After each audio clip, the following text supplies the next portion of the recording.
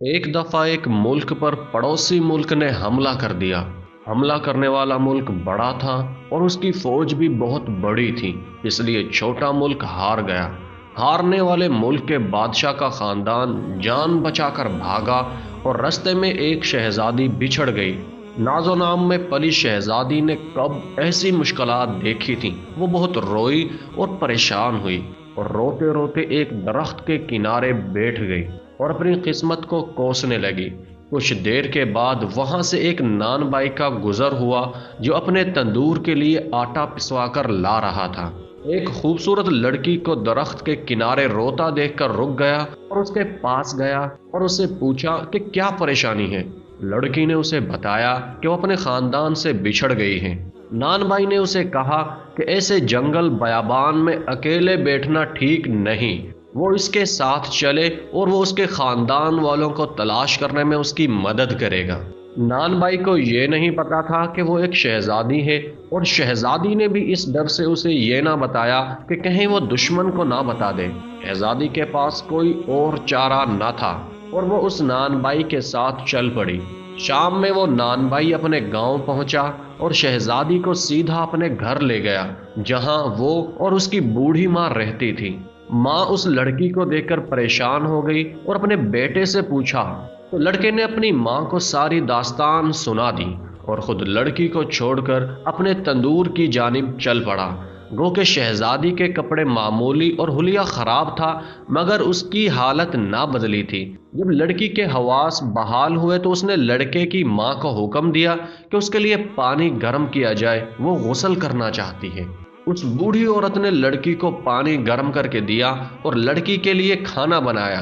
غسل سے فراغت کے بعد لڑکی نے کھانا کھایا اور اسے سادہ دیہاتی کھانا ذرا پسند نہ آیا، مگر پیٹ کا دوزخ تو بھرنا ہی تھا، اس لیے چند لقمے کھا کر لڑکی نے ہاتھ روک لیا اور جا کر ہاتھ دھو لیے۔ وہ بوڑھی عورت لڑکی کی ہر حرکت کو غور سے دیکھ رہی تھی۔ رات ہونے پر جب اس کا بیٹا گھر آیا تو اس عورت نے کہا کہ یہ لڑکی ہو نہ ہو کوئی شہزادی ہے یا کسی امیر کبیر خاندان کی لڑکی ہے۔ لڑکا اپنی ماں کی بات سن کر ہنسا اور ماں کو کہا، اس کا حال دیکھو، یہ کہاں سے شہزادی نظر آتی ہے۔ شہزادی ان دونوں ماں بیٹے کی گفتگو سے ناواقف تھی اور دوسرے کمرے میں تھی۔ لڑکے کی ماں نے کہا، اچھا آج رات گزرنے دو، کل میں اپنی بات کو سچ ثابت کر دوں گی۔ رات میں بوڑھی عورت نے شہزادی کا بستر لگایا اور سونے کا کہا اور چراغ گل کر دیا۔ صبح آنکھ کھلی اور ناشتہ کرتے وقت بوڑھی عورت نے شہزادی سے رات کی نیند کے بارے میں پوچھا۔ شہزادی نے سادگی سے جواب دیا کہ بستر کے گدے کے نیچے کچھ تھا جو اسے ساری رات تنگ کرتا رہا، جس کی وجہ سے اسے ٹھیک سے نیند نہ آ سکی۔ شہزادی کی بات سن کر بوڑھی عورت نے سوال کیا کہ تم کس ملک کی شہزادی ہو؟ بوڑھی عورت کا سوال سن کر شہزادی کا رنگ فق ہو گیا کہ اس کی چوری پکڑی گئی ہے۔ بوڑھی عورت کے زور دینے پر اس نے سارا قصہ سنا دیا۔ سچائی سامنے آنے پر نان بائی کو بہت حیرت ہوئی۔ اس نے اپنی ماں سے پوچھا کہ اسے کیسے پتا چلا کہ یہ لڑکی شہزادی ہے۔ اس بوڑھی عورت نے کہا، اس لڑکی کے حکمیہ انداز سے اور سب سے بڑھ کر رات اس کے گدے کے نیچے میں نے ایک چنے کا دانہ رکھ دیا تھا، جس کی وجہ سے اس ناز و نام سے پلی شہزادی کو نیند نہ آ سکی۔ مخملی بستروں پر سونے والوں کو ذرا سی چیز بھی پریشان کر دیتی ہے۔ لڑکا اپنی ماں کی دانائی پر حیران رہ گیا۔